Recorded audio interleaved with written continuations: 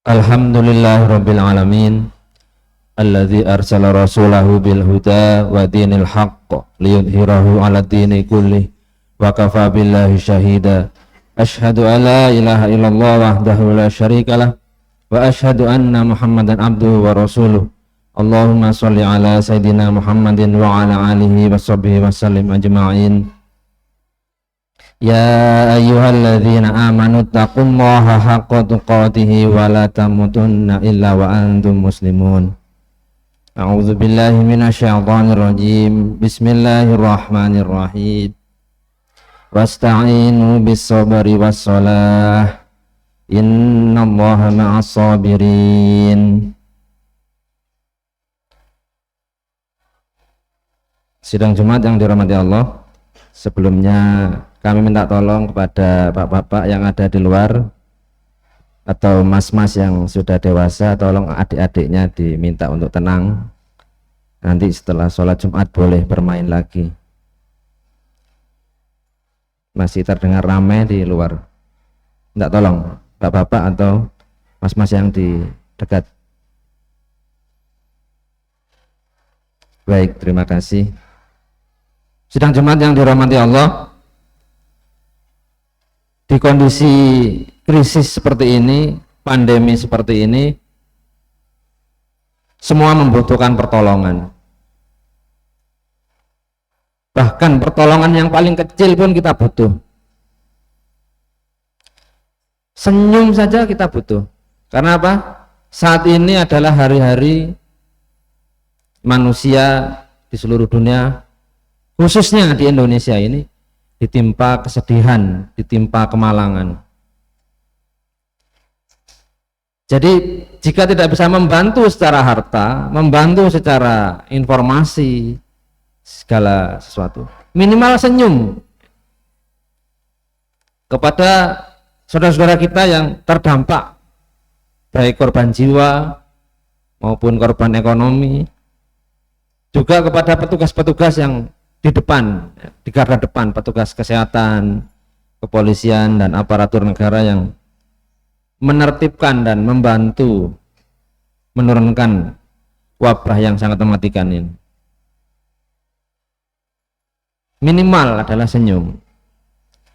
Namun tahukah jamaah, di kondisi yang seperti ini masih saja ada manusia itu merasa tidak membutuhkan pertolongan Allah Subhanahu wa taala. Kemarin saya diminta oleh pengurus masjid, tema apa Pak untuk khotbah besok? Temanya adalah kapankah tibanya pertolongan Allah. Di hari-hari seperti ini semua membutuhkan. Namun ada juga, bahkan tidak sedikit, manusia-manusia yang dalam kondisi seperti ini tidak membutuhkan pertolongan Allah, tidak menyebut nama Allah dan tidak meminta kepada Allah. Kok bisa? Bisa. Manusia-manusia yang terlalu percaya diri bahwa segala sesuatu di dunia ini bisa diselesaikan hanya dengan iptek, dengan ilmu pengetahuan dan teknologi. Oh, nanti bikin vaksin begini, bikin vaksin begini. Tidak ada upaya sedikit pun untuk memohon kepada Allah. Tidak butuh. Dan tabiat manusia ini sejak manusia pertama sampai sekarang terus saja ada. Kejadian musibah terbesar di laut yang paling kita kenal di muka bumi adalah tenggelamnya kapal Titanic. Konon perancang kapal itu, dikutip wartawan, mengatakan saking hebatnya kapal waktu itu, saking besarnya, mengatakan Tuhan saja tidak akan bisa menenggelamkan kapal ini. Wah. Namun Allah berkehendak, hanya nyerempet bongkahan es di laut saja dia tenggelam. Ribuan orang tenggelam dan terbunuh di laut. Jadi Kelompok pertama manusia adalah mengabaikan pertolongan Allah, tidak butuh sama sekali. Buktinya apa? Semua yang dikerjakan tidak ada kaitannya dengan Allah, tidak ada kaitannya dengan agama. Semua dihitung secara duniawi. Nah, di negara-negara yang sangat mengagungkan iptek, hal-hal seperti ini menimbulkan depresi dan stres yang besar. Dulu tahun 80-an, 70-an tingkat bunuh diri, stres, negara tertinggi adalah Jepang. Namun belakangan konon data itu dikalahkan oleh negara Korea. Karena tuntutan untuk berprestasi, untuk sukses di Korea sangat tinggi. Kenapa? Karena mereka punya semboyan bagaimana bisa mengalahkan tetangganya, yaitu mengalahkan Jepang. Dalam semua hal, teknologi, budaya, semua mereka. Bahkan produk-produknya pun namanya dimirip-miripkan dengan produk dari tetangga Jepang. Tingkat stresnya tinggi, tidak membutuhkan agama, tidak membutuhkan Allah, tidak membutuhkan Tuhan, sehingga tingkat bunuh dirinya tinggi. Nah, mungkin yang mas-mas, yang adik-adik yang penggemar K-pop itu, Korean pop itu, menemukan beberapa seleb pujaan Korea itu mati bunuh diri tanpa alasan yang jelas, padahal terkenal kaya. Nah, ini sosok-sosok manusia yang tidak membutuhkan pertolongan Allah, tidak memohon kepada Allah sama sekali. Kemungkinannya dua, kalau tidak sombong, stres. Nah, sejak zaman nabi-nabi dahulu hal-hal seperti ini sudah dicontohkan. Misalnya kaum Ad menantang sang nabi dengan mengatakan, di surat Al-Aqaf disebutkan, mereka menjawab, apakah engkau datang kepada kami untuk memalingkan kami dari berhala-berhala ini, berhala-berhala mereka yang sembah itu? Dan mereka ini menantang sang Rasul dengan mengatakan, datangkanlah kepada kami azab yang engkau ancamkan itu, jika engkau termasuk yang benar. Kalau bahasa kita, mana siksanya? Turunkan sekarang, kami tunggu. Gak butuh Allah, malah menantang Allah. Nah, kita lihat saja tokoh-tokoh yang saat ini memimpin, apakah sering menyebut nama Allah dan mengajak kembali kepada keimanan, kepada ketakwaan, agar menolong kita dalam kondisi yang seperti ini, ataukah hanya mengatakan bahwa nanti kita begini tanpa ada menyebut sedikit pun Allah Subhanahu wa taala. Inilah kelompok pertama, manusia menyikapi pertolongan dari Allah, enggak butuh mereka ini. Kelompok yang kedua adalah sebetulnya membutuhkan pertolongan Allah, tapi mereka meminta kepada Allah itu hanya untuk kepentingan sesaat saja. Mudah-mudahan tidak ada di masyarakat perumahan kita ini. Tahun 2019, 2014 itu sangat viral betapa banyak politisi menyumbang masjid, menyumbang ini, menyumbang itu. Harapannya jadi anggota DPR atau anggota dewan. Nah, setelah nggak jadi ternyata bantuannya diambil lagi. Ya, jadi bersikap religi ketika momen-momen khusus saja, momen-momen yang dia butuh secara duniawi saja. Nah,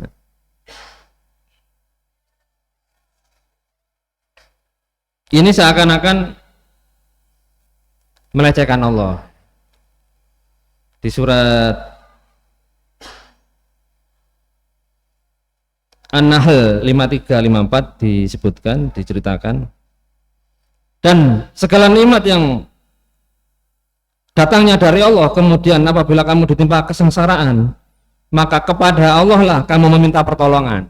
Nah, di ayat selanjutnya dijelaskan, kemudian apabila Allah menghilangkan bencana itu darimu, maka ketaatanmu kepada Allah bukannya bertambah, malah kamu berpaling.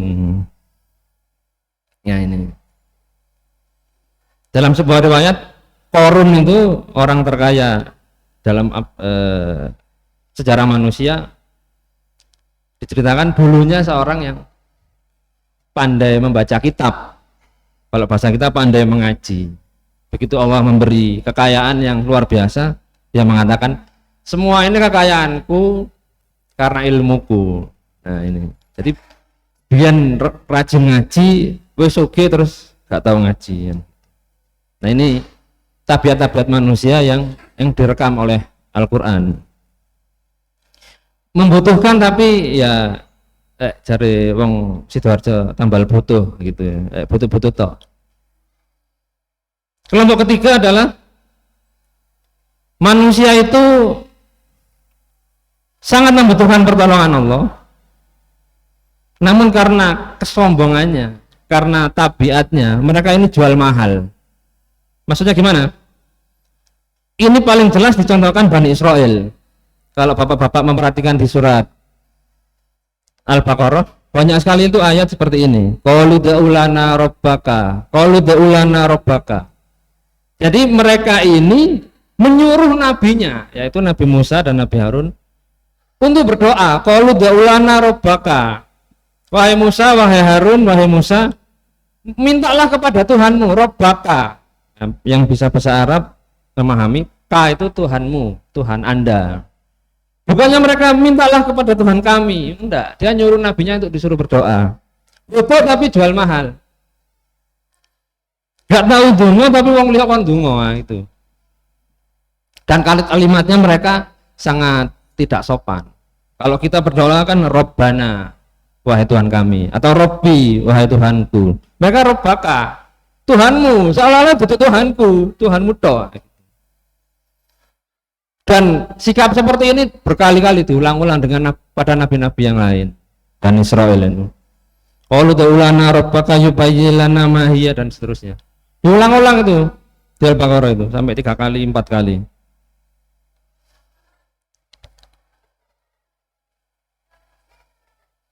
Nah, ini introspeksi buat saya sendiri dan jamaah sekalian bahwa sikap memohon pertolongan Allah itu terbagi-bagi menjadi 5. Itu yang ketiga. Yang keempat, kelompok manusia membutuhkan pertolongan Allah, meminta kepada Allah, namun caranya ngawur. Kok bisa ngawur? Kemungkinannya 2. Ngawur itu karena ikut-ikutan nenek moyangnya, biyen mbah-mbah iki yang ini, atau yang ngarang-ngarang dhewe gitu. Nah ini perbuatan-perbuatan kesyirikan ya. Disebutkan di Al-Qur'an Az-Zumar ayat 3, dan orang-orang yang mengambil pelindung selain Allah berkata, kami tidak menyembah mereka, maksudnya berhala-berhala itu, melainkan berharap agar mereka ini, berhala-berhala ini, mendekatkan diri kami kepada Allah.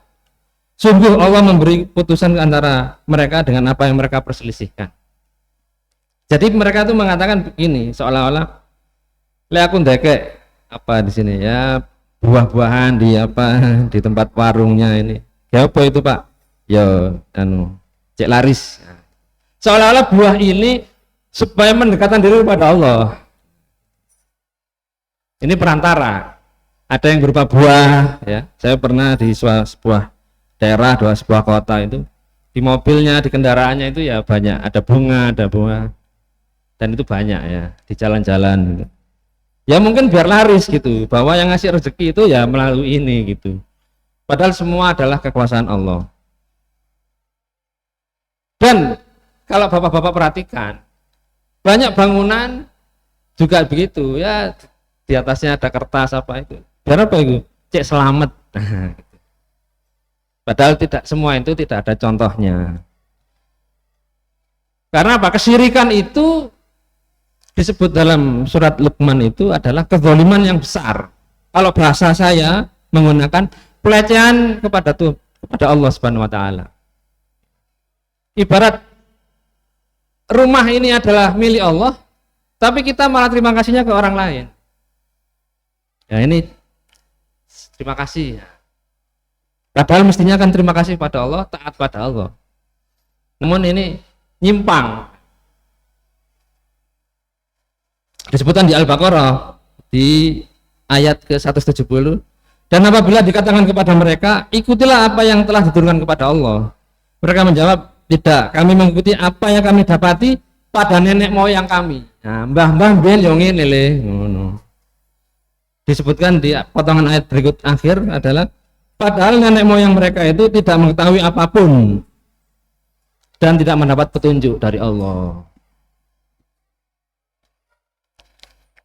Entah masih banyak apa masih mulai berkurang, wa alam. Kalau mau bangun rumah gedung yang tinggi ya di tanahnya itu ditanami kepala apa? Dulu kepala kerbau, kalau kepala kerbau susah ya kepala kambing mungkin apa. Saya pernah melihat di sebuah tayangan televisi waktu awal-awal lumpur porong itu meletus, nah itu ada sekelompok orang menyembelih kambing wedus gitu, habis disembelih dilempar ke situ. Nah ini tradisi-tradisi kesirikan bahwa kurban atau tumbal itu dibutuhkan ben selamat. Mbah-mbah mbiyen juga gitu ya, cuma tidak di lumpur ya, mungkin di sungai di mana, tidak mesti kambing apa, ini ada anak buah-buahan di laut apa gitu. Yang paling mengerikan adalah korban manusia gitu. Manusia dikorbankan seperti yang terjadi di Mesir ketika masa kekhalifahan Umar bin Khattab. Ketika itu orang-orang Mesir ketika sungai Nil itu surut mesti melemparkan gadis gitu di sungai Nil. Amr bin As sebagai gubernur di Mesir ngirim surat ke Umar bin Khattab, bagaimana ini? Nah, kemudian Umar nulis surat. Nah, ternyata suratnya itu kepadanya bukan kepada penduduk Mesir tapi kepada sungai Nil dengan isinya, wahai Nil, jika kamu memang mengalir karena Allah, alirilah. Sebenarnya Allah Maha berkuasa. Lempar surat itu ke sungai Nil. Masya Allah, karena keimanan Umar, setan aja takut sama Umar. Nah, bismillah atas izin Allah, sungai Nil takut dengan Umar. Nah, tentu saja Allah yang mengalirkan sungai itu. Hadirin yang dirahmati Allah, yang terakhir yang kelima adalah kelompok manusia yang membutuhkan pertolongan Allah, sangat butuh, dan dengan di waktu yang sama memohon kepada Allah dengan ketaatan, dengan doa, dengan ketakutan, dengan rasa takwa, dan beribadah terus menerus. Karena orang beriman itu di dalam hatinya adalah ada dua sifat, khauf dan roja. Takut betapa siksa Allah sangat mengerikan, betapa situasi kondisi seperti ini juga sangat mengerikan, tapi juga roja, sangat berharap kepada Allah. Oleh karena itu Al-Quran menggambarkan wasta'inu bis sabri wassalah, memohonlah kepada Allah, mintalah pertolongan kepada Allah bis sabri wassalah, dengan sabar. Para ulama mengatakan sabar ini adalah berjuang, berusaha terus, dan sholat. Sholat bisa diartikan sholat ibadah seperti kita, bisa diartikan doa kepada Allah atau amal-amal ibadah yang lain. Hadirin yang dirahmati Allah, kelompok kelima ini hendaklah menjadi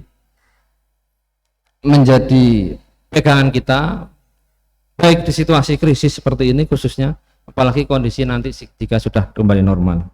Mudah-mudahan kita mendapat taufik dari Allah, bisa memohon kepada Allah dan Allah memberi pertolongannya. Aku qouli hadza wa astaghfirullahi li wa lakum.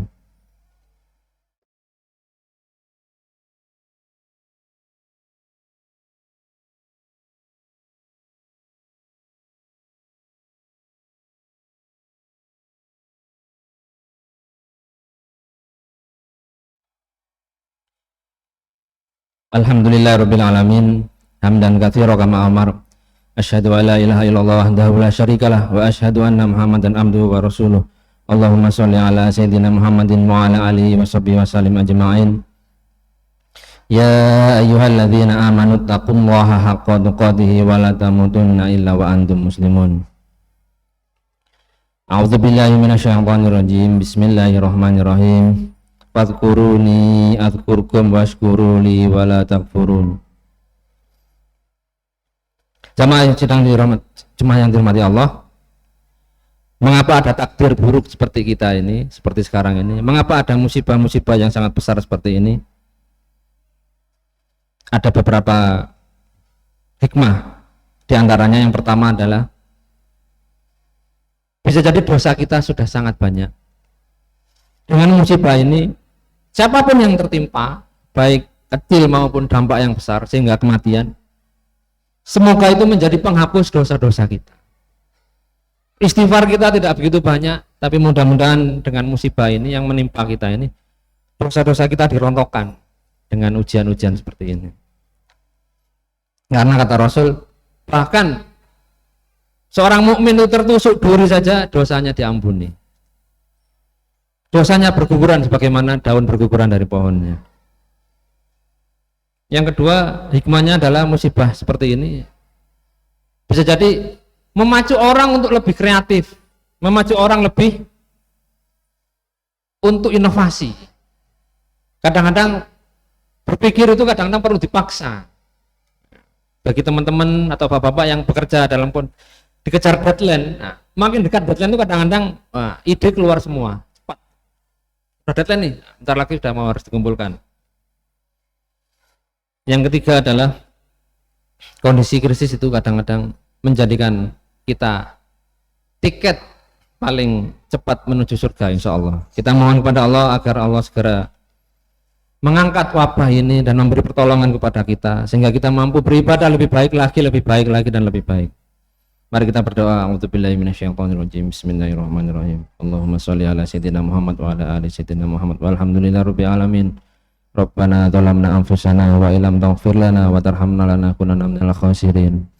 Allahumma ighfir lil mu'minina wal mu'minat wal muslimina wal muslimat al ahya'i minhum wal amwat. Innallaha samii'un qaribun mujibud da'wat laqadiyal hajat.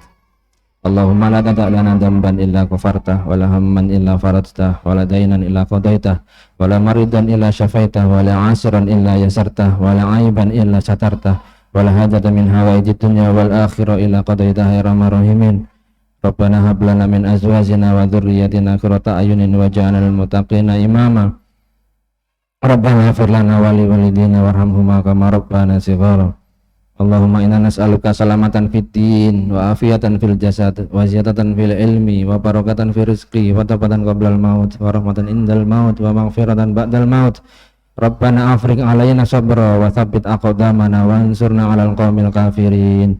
Rabbana taqabbal minna innaka antas samiul alim wa tub 'alaina innaka antat tawwabur rahim. Rabbana atina fid dunya hasanah wa fil akhirati hasanah wa qina adzabannar. Subhana rabbika rabbil izzati amma yasifun wa salamun alal mursalin walhamdulillahi rabbil alamin. Aqimissalah.